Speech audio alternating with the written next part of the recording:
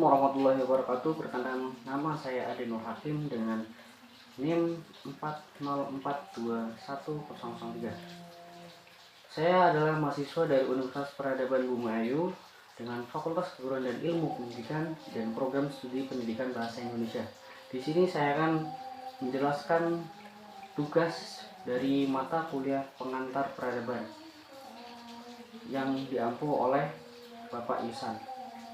Saya akan menjelaskan materi yaitu peradaban Islam pada masa Khulafaur Rasyidin. Bisa dilihat dari mapping pertama yaitu peradaban Islam pada masa Khulafaur Rasyidin. Khulafaur Rasyidin adalah kekhalifahan pertama yang berdiri setelah wafatnya Nabi Muhammad pada 632 Masehi. Khulafaur Rasyidin berjumlah 4, yaitu Abu Bakar, Umar, Utsman, dan Ali. Pada masa kepemimpinannya, Khulafaur Rasyidin memberi kontribusi yang sangat besar dalam peradaban Islam. Para khalifah yang berkuasa selalu menerapkan nilai-nilai ajaran Islam dalam kepemimpinannya, dan mereka dikenal mempunyai perilaku terpuji yang patut diteladani oleh umat Islam. Selanjutnya yaitu pengertian Khulafaur Rasyidin. Khulafaur Rasyidin itu terdiri dua kata, khulafah dan ar-rasyidin. Khulafah adalah bentuk jamak dari khalifah, yang artinya pengganti, pemimpin, penguasa yang diangkat setelah Nabi Muhammad wafat untuk melanjutkan tugas beliau sebagai pemimpin agama dan kepala pemerintah, tetapi bukan sebagai pengganti Nabi dan Rasul. Perlu kalian ingat. Selanjutnya, sedangkan ar-rasyidin adalah bentuk jamak dari ar-rasyid, yang artinya orang yang mendapatkan petunjuk. Jadi, menurut bahasa, Khulafaur Rasyidin adalah sebuah petunjuk bagi orang-orang yang khusus dan sebagai pengganti pemimpin atau penguasa yang selalu mendapatkan petunjuk dari Allah Subhanahu wa taala. Selanjutnya yaitu sejarah Khulafaur Rasyidin. Khulafaur Rasyidin setelah Nabi Muhammad wafat, umat muslim sempat mengalami kebingungan karena beliau tidak meninggalkan wasiat tentang apa yang menggantikan sebagai pemimpin Islam. Jadi Nabi Muhammad ketika meninggalkan sahabat-sahabatnya, dia tidak menitipkan suatu pesan untuk generasi kepemimpinan pemerintahan ke depannya. Hal itu secara tidak langsung memberikan kebebasan kepada umat Islam untuk membuat model pemerintahan khalifah. Seperti apa pemerintah khalifah untuk selanjutnya. Tidak lama kemudian, sejumlah tokoh muhajirin dan ansor balik kota Bani Saidah dan Madinah, mereka musyawarahkan siapa yang akan dipilih menjadi pemimpin. Musyawarah tersebut berjalan cukup sulit dan mungkin agak bertentangan karena masing-masing pihak sama-sama merasa berhak menjadi pemimpin umat Islam. Abu Bakar kemudian menengahi dengan mengatakan bahwasanya umat Islam hendaknya memilih orang yang tidak pernah meminta kekuasaan sesuai dengan ajaran Muhammad. Selain itu, kekhalifahan seharusnya dipegang oleh orang yang mampu memegang amanah, tidak gila akan kekuasaan, peka terhadap masyarakat, dan tidak silau harta. Dengan kriteria tersebut, umat muslim sepakat memilih Umar bin Khattab. Akan tetapi, Umar bin Khattab menolak dan justru meminta Abu Bakar untuk menjadi seorang pemimpin. Jadi, Umar bin Khattab menolak dan mengajukan atau mendelegasikan Abu Bakar sebagai pemimpin yang pertama. Pernyataan Umar bin Khattab lalu diamini oleh kaum muhajirin dan ansor serta seluruh umat. Dengan demikian, Abu Bakar resmi diangkat menjadi khalifah pertama yang mendapat amanah untuk melanjutkan kekhalifahan Islam yang pertama. Selanjutnya yaitu pemerintahan Khulafaur Rasyidin. Pemerintahan Khulafaur Rasyidin memegang kendali pemerintah Islam selama kurang lebih 30 tahun, dari 632 Masehi sampai 661 Masehi. Dan setiap khalifah mempunyai kebijakan masing dan kontribusi masing-masing. Yang pertama yaitu Khalifah Abu Bakar Asy-Syiddiq. Apakah kalian tahu Khalifah Abu Bakar Asy-Syiddiq siapa dia? Ya. Abu Bakar Asy-Syiddiq ini menjabat sekitar 632 sampai dengan 634 Masehi. Beliau lahir dengan nama Abdullah bin Abi Qaufah pada tahun 573 Masehi dan wafat pada 23 Jumadil Akhir tahun 13 Hijriah setelah tahun gajah.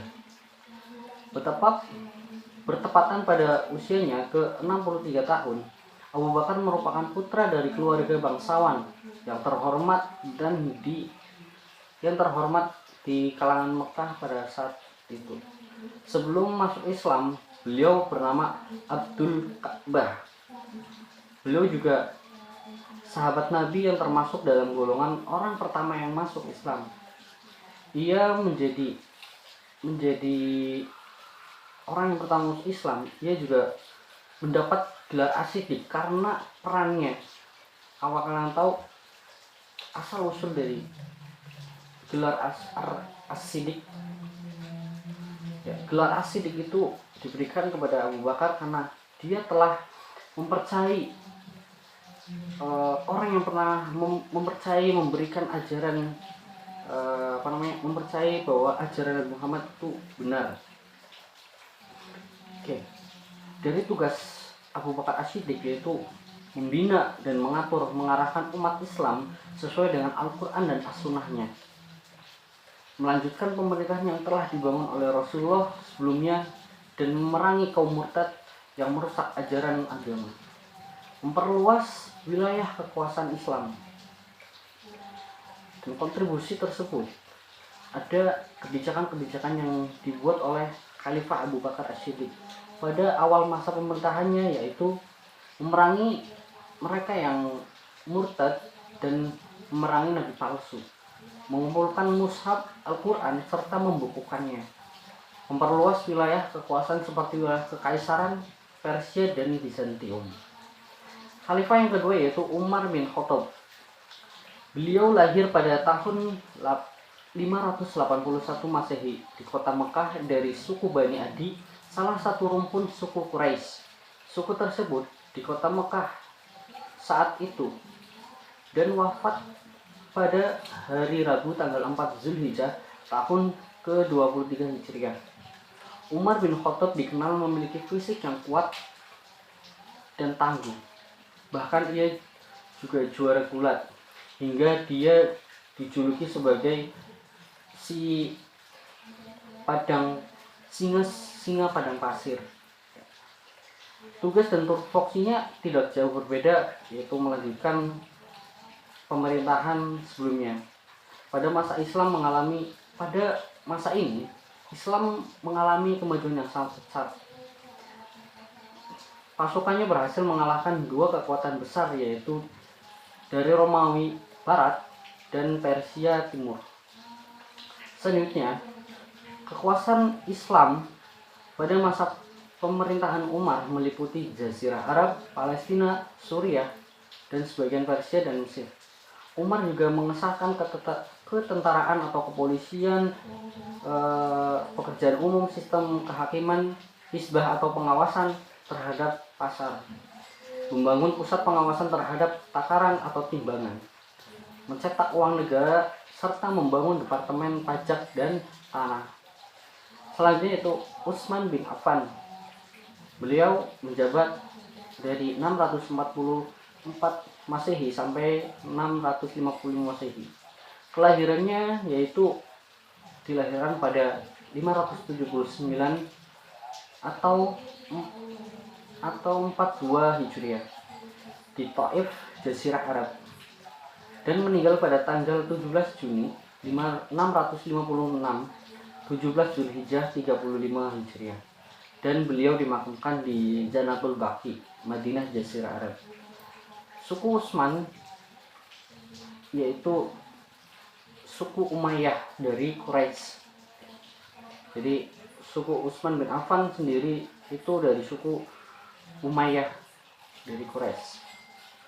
Di mana kepemimpinan Utsman, umat Islam mengalami era paling makmur dan sejahtera. Wilayah Islam diperluas hingga Tripoli, Amerlinia, Turkistan, dan Ciprus. Selanjutnya khalifah yang terakhir yaitu Ali bin Abi Thalib. Beliau menjabat dari 655 Masehi sampai dengan 660 Masehi.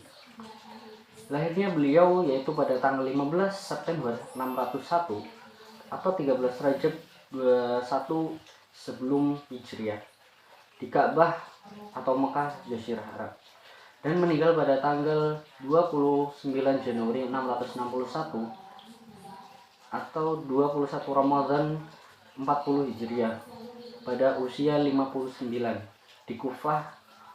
Kekhalifahan Ar-Rasyidin beliau